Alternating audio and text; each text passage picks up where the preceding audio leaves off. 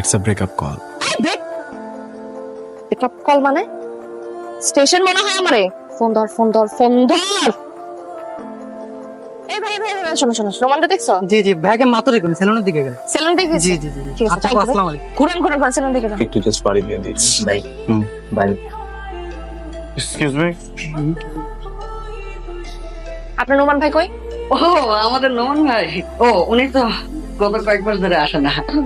আরে সবাই খালি আমারই ঘুর ধরে গেল। নোমান কই? ওই আপনার চোখের সামনে দিয়ে একটু আগে যে লোকটা গেছে মুখের মধ্যে ফেনা তোয়ালে নিয়ে, ওইটাই নোমান ভাই। হ্যালো, আমাকে ফলো করে কোনো লাভ, আমি তোমার সাথে আর কোনো সম্পর্কই রাখবো না। This is final. তুই ফাইনাল করার কে? এটা কি তোর একার সম্পত্তি? তুই আমাকে ঠিকঠাক মতো বলবি তুই কেন আমার সাথে ব্রেকআপ? আমার সম্পর্ক, আমার প্রেম, আমার খুশি। তুই যদি আমাকে ক্লিয়ারলি না বলস যে তুই কেন ব্রেকআপ করতেছিস, আমি কিন্তু তোর 14 শিখের ভাত খাওয়া ছাড়বো নোমান। হ্যাঁ, কই তুই রে? তোর বাপ না পুলিশে চাকরি করে? কাজ আছে, থাক আসতেছে। তুই আঙ্কেলকে বল ওর কাছে দুটা পুলিশ। আমি আব্বাকে বলতেছি ওকে খুঁজে বের করবে, আব্বাকে বললে অনুমানকে বের করে আনতে পারবে। ওর কোনো কথা নাই বার্তা নেই, আমাকে ফোন করে বলতেছে ও ব্রেকআপ করতে চায়। আন্টি ওমানের কি হয়েছে বলেন? মানে আমি ওকে ফোনে পাচ্ছি না, আমি ফেসবুকে কন্টিনিউয়াসলি ওকে মেসেজ করছি, ওখানেও পাচ্ছি। আবার রিসেন্টলি আমি শুনলাম অনেকে অফিসেও যাচ্ছে। এই কারণটা কি আন্টি? ও তো একটু এমন, তোরা গল্প কর। তোর কি হয়েছে তুই আমারে বলবি? ফ্রিডম কিনছি। কি বে? আসসালামু আলাইকুম। স্যার আপনারা এভাবে ধরে রাখছেন কেন আমাকে? কি করছেন জানেন না? জি না স্যার। ওনার সাথে কি করছেন জানেন না? জি না স্যার, জানি না। আমাকে তো বলতে হবে আমি ক্রাইমটা কি করছি ওনার সাথে, বা কি করছি, টিজ করছি নাকি ওনার টাকা পয়সা মেরে খাইছি। কি করছে বলতেছেন না কেন? স্যার ও আমাকে ছেড়ে দিছে স্যার, কোনো কারণ ছাড়া। এতটা বছরের সম্পর্কে কোনো কারণ ছাড়া আমার সাথে ব্রেকআপ করে ফেলল। ব্রেকআপ? স্যার আমি তো কোনোদিন এমন কোনো সংবিধান দেখলাম না যেখানে একটা ছেলে একটা মেয়ের সাথে ব্রেকআপ করলে তাকে জেলে যেতে হবে। দুইটা মানুষের তো মিল নাই হতে পারে, দুইটা মানুষের তো আন্ডারস্ট্যান্ডিং নাই মিলতে পারে। Sir sir sir please sir, এই যে আপনাদের সামনে স্যার, ওকে অ্যারেস্ট করুন স্যার। বলে সেন্টার রাখ দাও। আপনার সাহস তো কম না, নিজের ব্যক্তিগত সমস্যার জন্য আপনি পুলিশ ডেকে পুলিশের গুরুত্বপূর্ণ সময় নষ্ট করবেন। পাইছেন নাকি? কোনো কারণ ছাড়া ব্রেকআপ ও করতে পারে না, তার উপরে আমাকে কারণটাও বলে না। থাক, আমরা এটা মীমাংসা করে নিব।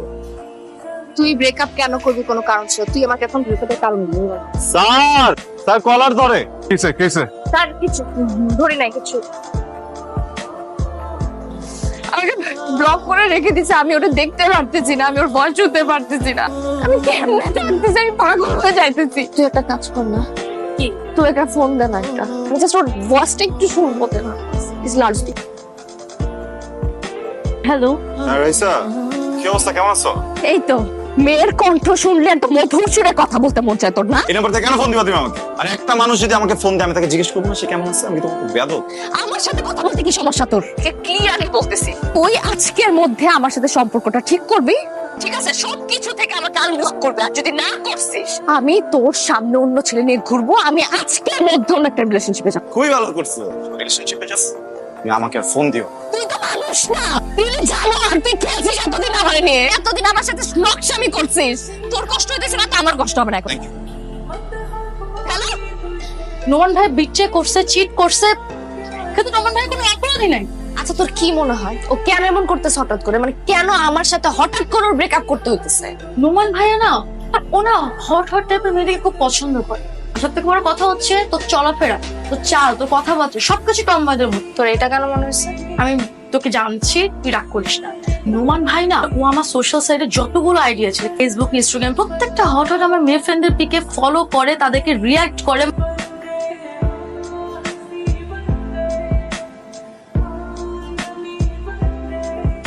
মেয়ে আসছে।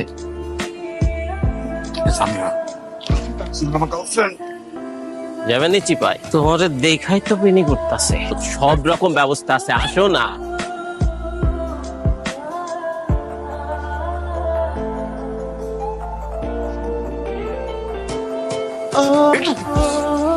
পরে যা যা যা যা। আমি কোথাও যাবো না। তোর না এরকম মেয়ে পছন্দ? বয় আমি টি শার্ট পরে ঘুরে, আমাকে তো তোর ভালো লাগে না। কেউ পালাইছে না, ওরা কিন্তু কালাইতে পারে না। পুরোটা তোর কালাম, যা।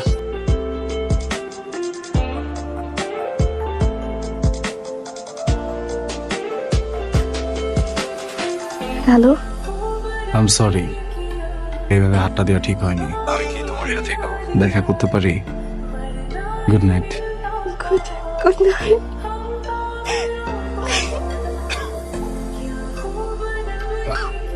কি হয়েছে এখন জানি মন মরা লাগতেছে। এমনি ডিস্টার্ব করবো? কি বল? তুমি বসবা, ঘুমানোর পর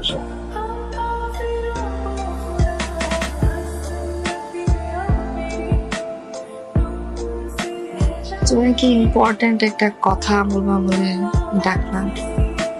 ও রুহি, তোমার সাথে রিলেশনটা স্টার্ট হওয়ার আগে আমাদের কিছু ভুল বোঝাবুঝির কারণে আমাদের ব্রেকআপ হয়ে যায়। হঠাৎ তোমার সাথে পরীক্ষা হয়ে গেল, তো প্রথম ভালোবাসা একবারই আসে। স্টপ, তোমাকে আর কিছু বলতে হবে না। বুঝতেছি তোমার কষ্ট। তুমি তোমার প্রথম ভালোবাসা, তোমার ভালোবাসা কেমন তুমি তো বুঝো।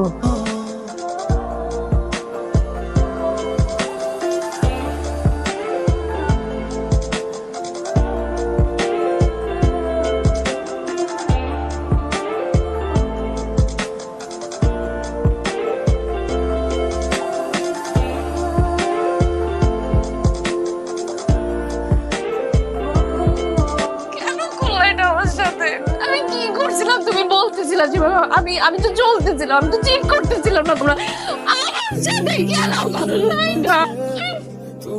আমি এমন থাকবো না, আমি স্ট্রং হয়ে যাব, আমি অনেক ভালো থাকবো। মৃত্যুর মৃত্যুর সংবাদ বহন করে একটা মানুষের হাসি মুখে থাকাটা সত্যি অনেক কঠিন কাজ। আমি যেদিন জানলাম আমার সাথে জীবনটা ঘড়ির কাঁটায় বন্দি, সেদিন থেকে আমার হাতে সময় ছিল মাত্র 30 দিন।